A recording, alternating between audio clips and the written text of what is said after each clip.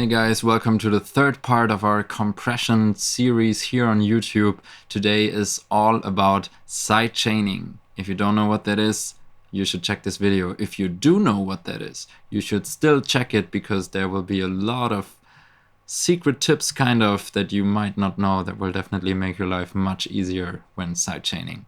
So let's start with that.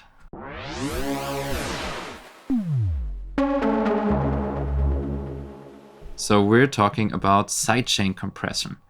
So sidechain compression, sidechaining in general means that you have an effect like a compressor, and instead of triggering the effect with the signal it's on, you actually take another signal to trigger the effect.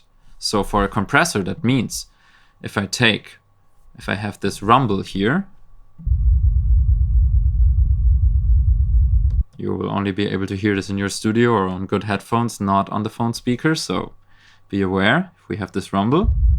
And if we have, we open this and we go to sidechain and choose the kick drum as our audio input, then instead of using the rumble to trigger the compressor will use the kick drum to trigger the compressor. And this trick can be used to do the infamous sidechain compression, which helps us split our bass, rumble in this case, and kick drum apart, because what will happen is every time the kick hits, the compressor should drastically lower the volume of the rumble. And then when the kick is over, right, the compressor will come back up and the rumble will be there, right? So we have the kick, no rumble, and when the kick is done, the rumble will come up, right? So this is essentially how sidechain compression works, and the kick and bass is the just most important and also the most common thing to use it on. So I want to have a look with you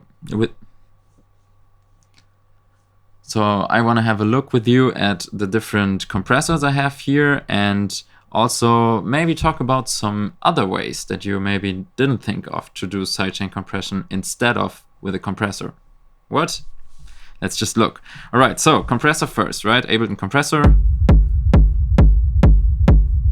I already applied everything. We can see we drastically go down 25 dB to make completely perfect space for the kick drum, and then the rumble can come back up, right? So what I did here though, I also put an EQ curve on, and we can have a listen to this actually. I put an EQ curve on the kick drum, but only in the compressor. So the input signal gets EQ'd before it triggers the compressor, right? So what I did here is I cut away all the low frequencies. So I only have the transient of the kick drum triggering the compressor. Now I have my release to control how long it should take to go back up, instead of having the full length of the kick and not being able to control, do I want it to go up a little earlier so they can overlap a little, whatever, right? So this is a little trick that you can use, because if we don't use it, it will look like this. It doesn't even go back up, and if I go like this, so it goes back up, you can hear it feels a little, you can hear that something pulls it. This is a problem you sometimes have with compression, that you can really hear how the compressor pulls the sound up and down, and this can be unpleasing sometimes. So I would rather go with the high cut, with the low cut here, and have it like this.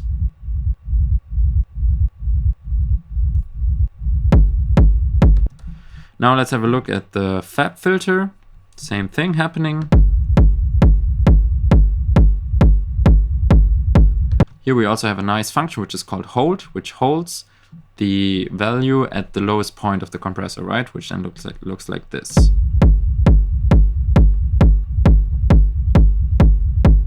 A very nice feature that sadly the Ableton Compressor doesn't have, to control the perfect shape for your sidechain compression, right? And also I have applied the EQing here, right? This EQs the input signal, which is the kick.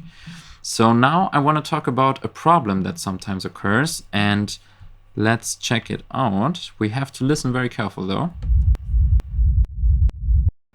If you listen very careful, you can hear there's a little click, a high frequency click.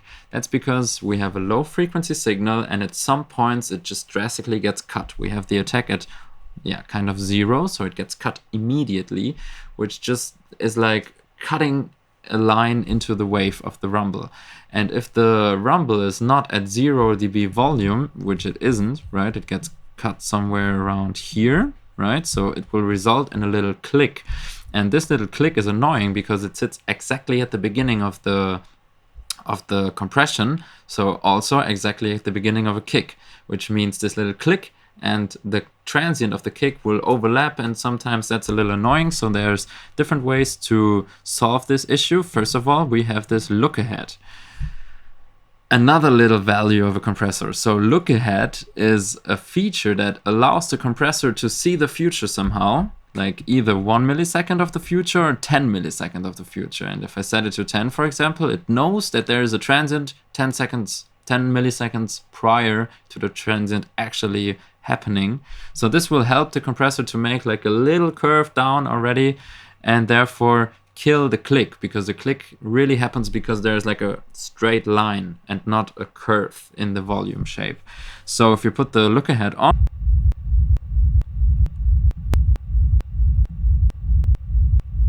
we can hear that it's a little better, but sadly not too much. And yeah, this is a problem we have with the Ableton compressor. Let's compare this to the FAB filter, for example. Now I put the look ahead to 0, attack is also at 0.005. We get this strong clicking again.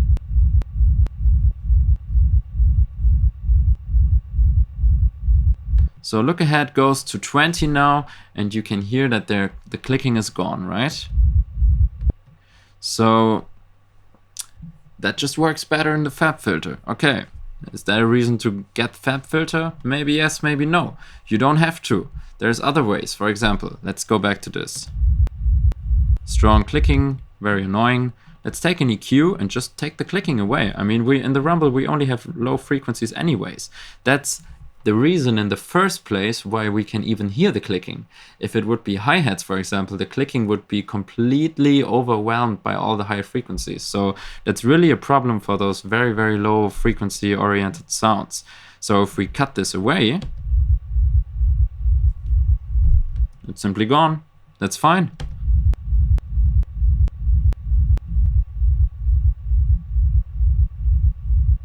Right, so this is another way to get rid of this clicking. Just make sure, obviously, the EQ is not before the compressor, but rather behind, because if it's before, there will still be the clicking, because the clicking is not part of the original sound, but rather a result of the editing we made with the compressor, right? Okay, cool. But there's other ways than using compressors, and I want to show you one. That's shape a box.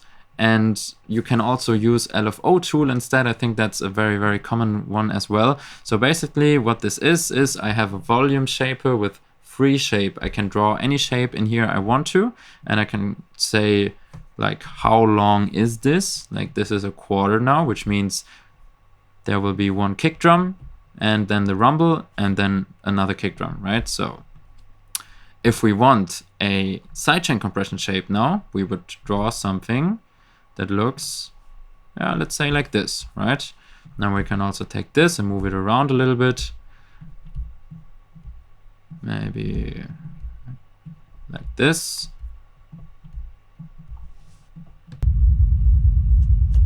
Oh, I also have to put it on. There is the stupid click again. Okay, so two options. We can put the EQ behind this and it will be gone. Or what we can do here, and that's a very nice trick actually, we can make a little ramp down like this. So the click will magically disappear. We don't have the EQ on right now, right? So this little ramp, because there's no straight line in the volume curve, but rather a little ramp, will completely ignore the click already, and that's very, very, very nice. So shaper box, LFO tool, whatever, is a very nice way instead of using a compressor, mainly for kick and bass, not too much if you want to, for example, have like your lead and your vocal should duck your lead a little bit. But yeah, let's look at the last option that I think is also very interesting and very easy. So we can have, this is our rumble clip here. And what we can do is, oops, what we can do is go to modulation and use the gain as a modulator and do this. And now we have our sidechain. And once again, we have this clicking. Let me do this as a smaller loop so I don't have to copy it. We have the clicking again, so it's sidechain compression with bass, especially like in techno where the bass is like really low. It's always about having this click and getting rid of this click again. So let me do this like this, a little bit more of shape, and then right here we go back. And now it's important that we go to the exact same point we are here, which is 11.1%. So let's put this 11.1. Let's move it just a little bit. And now we don't have this anymore. Perfect.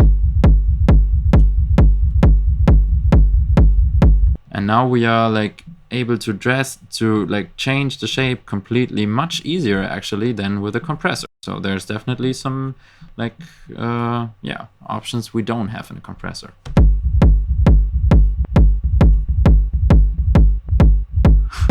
I don't know why we would want this. Maybe we would rather go for something like this.